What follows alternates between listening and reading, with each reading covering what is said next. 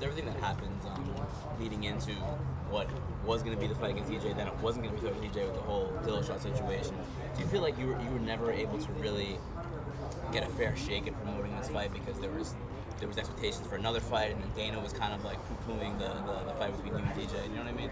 Yeah, you know, obviously I wanted the fight with DJ, but at the same time I didn't have a dog in the fight, so my only course of action was just to chill out, relax, and let things take its course and let things play out, you know, regardless of how they were going to play out or not. You know, that was my only role. I mean, I couldn't do much other than, you know, I couldn't control the outcome. I couldn't, you know, call Dana like TJ did and just bug. You know, I just chilled out, relaxed, and it all played out for me.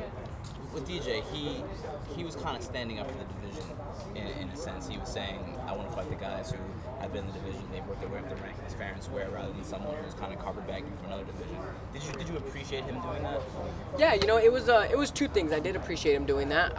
It does show that he did want to keep the purity of the sport, which is, you know, you fight who's next in line, you fight who's, you know, next ranked, things like that. You know, one thing though is I'm not anybody's pawn. I'm not anybody's negotiation tactic. So I don't want him trying to use me as a negotiation tactic to, you know, for the fight for TJ. So, you know, I had to make sure that was clear. But aside from him actually wanting to fight me for the division, you know, I respect him in that sense for, you know, for staying within the division, making sure he takes out who he needs to take out first and fight who he needs to fight first before he tries to make all these crazy money super fights. So, you know, in that sense, I did respect what he was doing.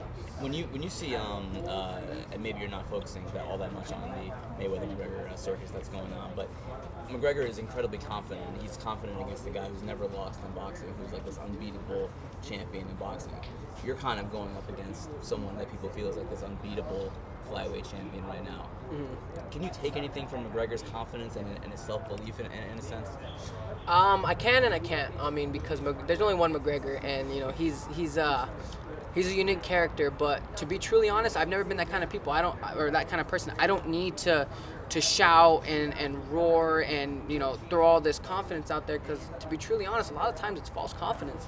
You know, I know in my heart and I know in my mind I have the ability to beat DJ. I don't need to yell it out in front of everybody and try to convince people, because, you know, I'll convince people September 9th, you know. I don't need to try to convince them prior to it. I don't need to try and, you know, overdo it with all these antics. And, you know, honestly, I feel like people who overdo it and overshout have to give themselves, that's them giving themselves confidence. That's them not believing in themselves and having to do it. Although Connor's a crazy person, so, you know, he believes his own hype. So, you know, I believe when he's doing all his antics, he probably believes it. Crazy in a good way or crazy in a bad way? Both. Maybe a little bit of both. A little bit of both, you know. Crazy for, you know, good for the sport, bad for him. I don't know, man. He's just a wild character, you know, truly unlike something people have seen before. I mean, he's just, he's different. Do you think he has any chance at all? It's hard to say no. It's hard to say yes, because obviously this is a fight. You know, at the end of the day, a fight's a fight. Anybody can, you know, he could accidentally headbutt him, and, you know, they can call it a punch on accident and it could end the fight. You know, no, it could happen, but do I think it's gonna happen? Do I think it's likely? No, not at all. If you were in a position where, you know, you were fighting a boxer in a boxing match, a very good boxer, how would you approach that? A lot of people were saying, like, well, he can't go out there and actually just try to box Mayweather, because everyone has failed at that. He has to try something different. What do you think?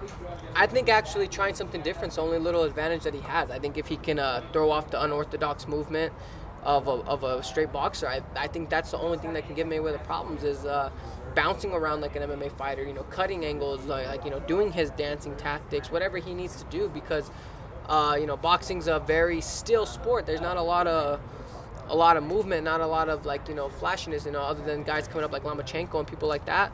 So if he can somehow incorporate his MMA movement and style into his boxing fight, you know, that could be the only thing that saves him. If you win this fight, I believe you're going to be the second youngest champion in UFC history behind John Jones. Did you feel that you would get to this point, you know, this early in your career? No. I mean, I believe in my abilities to get to this point this early, but did I see it happen from a realist point of view? No, not really. I honestly, like, I told myself when I was young, I want to be signed to the UFC by the time I'm 23. And now I just turned 24, and now I'm fighting for a world title. So, but I've shown time and time again in all my fights, my whole career, that whether people think I'm too young or not, I rise to the occasion, I make it happen, and I win fights. And that's what I do. I rise to the occasion, I win fights, and same thing. Nothing's gonna change from this. I'm gonna go in there, rise to the occasion, no matter how young I am, and I'm gonna win this fight. Is it tough to break camp and come out here and do this right now, 2 weeks out?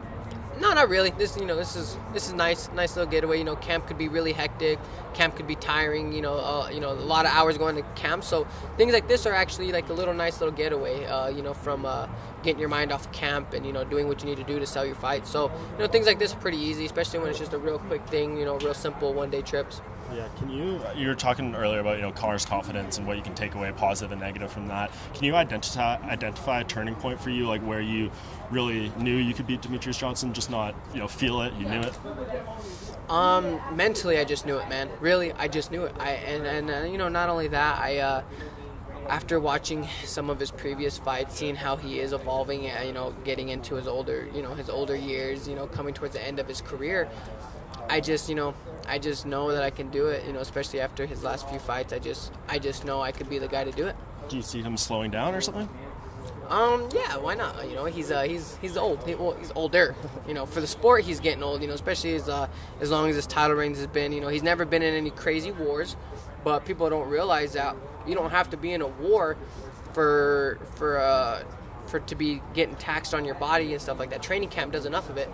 Going through as many training camps as this guy's gone through, he's getting older and he's getting to the to the end of his career, and I think I'll go ahead and put a stop to the end of his career for him.